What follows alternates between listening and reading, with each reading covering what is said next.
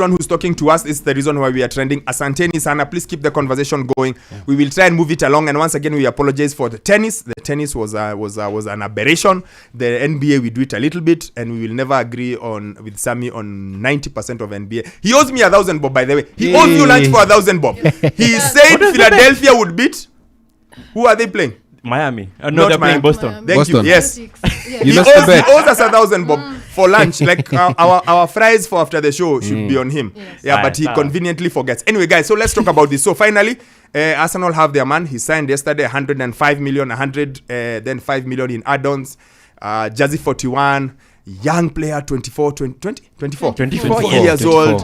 Arteta explained it. You said you subscribe to the Athletic, so I hope you read the way they explained to him where he's going to play and how he's going to play and how they see him as a 6, how they see him being his ability to carry the ball and be defensive, that he can then work very well with Odegaard on one side and Kai maybe. Yeah, they explained to you they were very personalized. They spoke to his family. And he was bought into Arsenal from day one. Fantastic.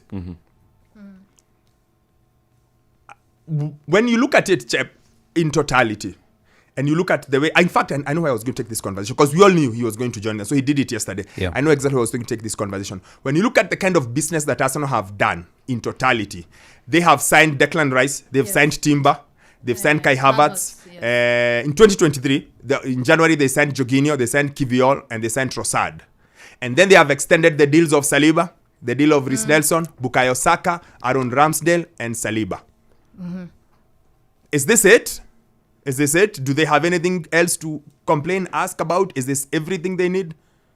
I think so. Maybe just maybe a striker, but I think from what they have spent where they needed. So Timber, good signing. Declan Rice, yes, it was confirmed. I think it was done and then now confirmed.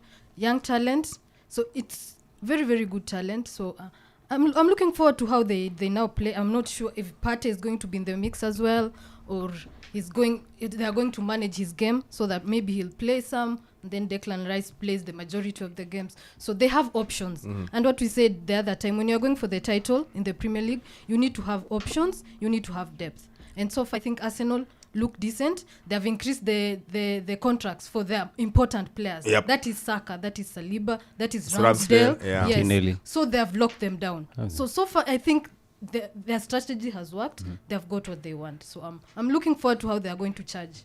Teddy, they say Pilau Njeri. They say Arsenal must be careful. If sure they speak a Pilau Njeri. What do you think? Kuchini kwe black. I think really good signings they have done so far. But I still think I'm not quite sold out on that Kai Havertz position. The number 8 they are proposing that he might play, and the striker position. From what we've seen throughout the season with Gabriel Jesus, they really need a striker. A point man, someone who can be physical in the final third of the pitch, because yes, Arsenal are really great, but from what we've seen, they're not really good with this final ball. And No, sorry, finish so that I disagree.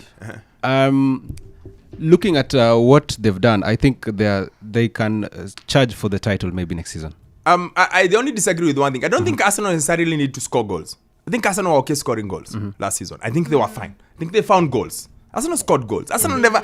I don't think Arsenal had a problem. I think Arsenal had a problem navigating difficult run-of-the-mill away games where they needed to be more solid, where they needed to dig in, where they needed to be tougher, where they needed to grind out a game, a result where, like where they needed, those games where you need just to see off a game. Yes. Like just see off the game. I don't think Arsenal struggled scoring goals. I think Arsenal just struggled being able to be solid, hard to break down, and grind out results where it's not the goals, it's the 3-3 draw versus Southampton, It's 2-2 against West Ham. Yeah, it's just random games where you are 2-0 up, you need to be able to show up everything and say, guys.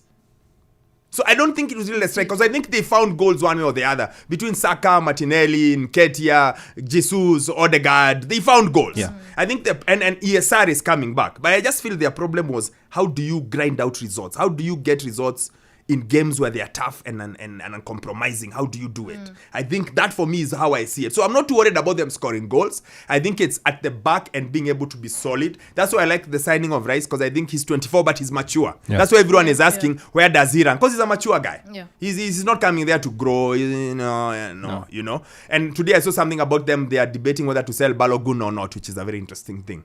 Because I would have thought they would keep even him. Yeah. So that as backup to Nketiah and Jesus and whoever, but I saw something about Inter looking for him. Yeah. So I'm not sure. Now let me turn to Sammy, and I want to take the conversation slightly different from Sammy, and only got 2 minutes to answer it. So since 2019, Arteta has signed 4 goalkeepers, 32 million, 10 defenders, 194 million, 6 defenders, 199 million, and then 4 forwards at 69 million pounds.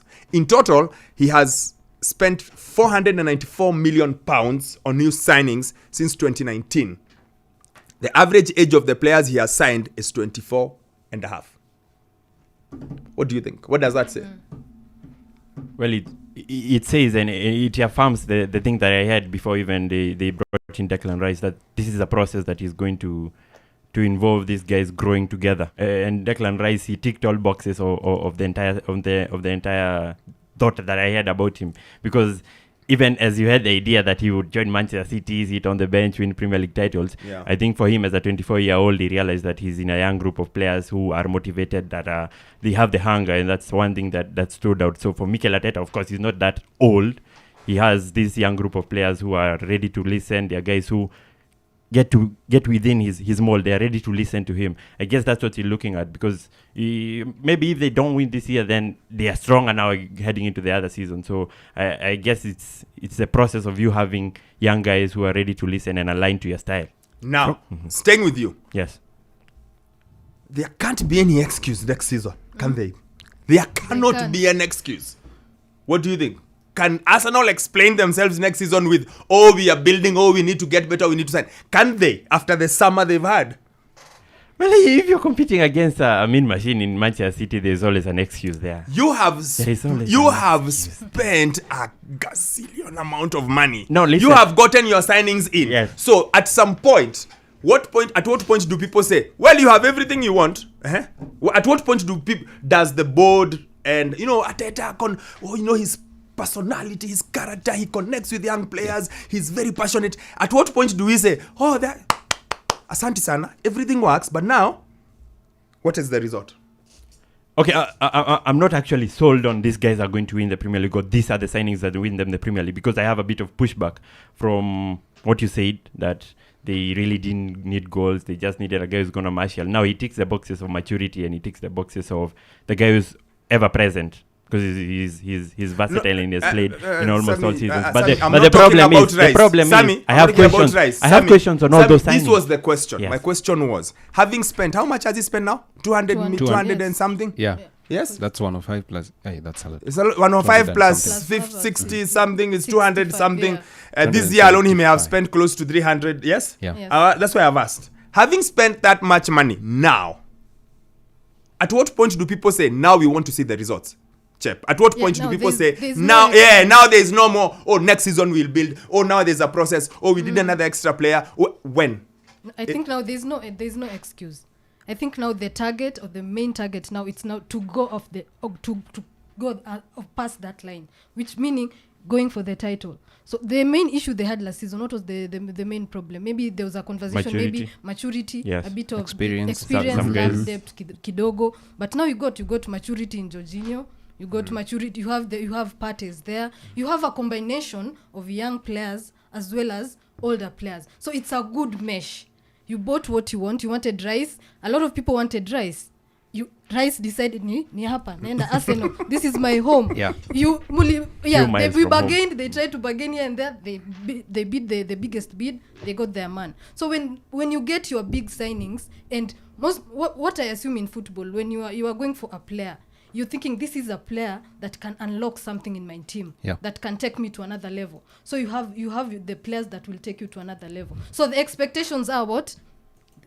Even for Arsenal fans, expectations nini next season we are going to win the league. But the question is are the players you have enough to go there? Because now issue is what are the others doing, au wengine wanafanya nini huku pia. But expectations are it's the title. I think it's the Premier League, it's the Champions League. We know bust. The expectation is That is the either you maintain expectation. that position where you finished last season number 2, or you go for the title, because below that there'll be so much pressure on Arteta because you've got all the players you wanted. Yeah. Not almost all the players you wanted, sorry. And looking at what they've done and the process that Arteta is building, you can see the direction they're heading to, and they surely must cross the line. In the next hour, I'll read some of your comments because there's a lot of comments. When Arsenal is concerned, there's a lot of people saying what they think and how they will read them. As we get on to the other conversation, we'll make sure that the Arsenal conversation doesn't dominate everything so that we can move on to the other conversations. And he does talk about City and the fact that they seem to be exodus. We need to talk about it. What does it mean? Then we need to listen to Chep because Liverpool now may not have a midfield. And then we need to talk about Lukaku. And then we need to talk about Harry Kane. And then we need, you know, there's a lot of things coming up. So 3 minutes afternoon, we'll finish with Mendy, of course. It's the Football Fix. As always, thank you so much. The hashtag is the Football Fix. When we come back, your thoughts.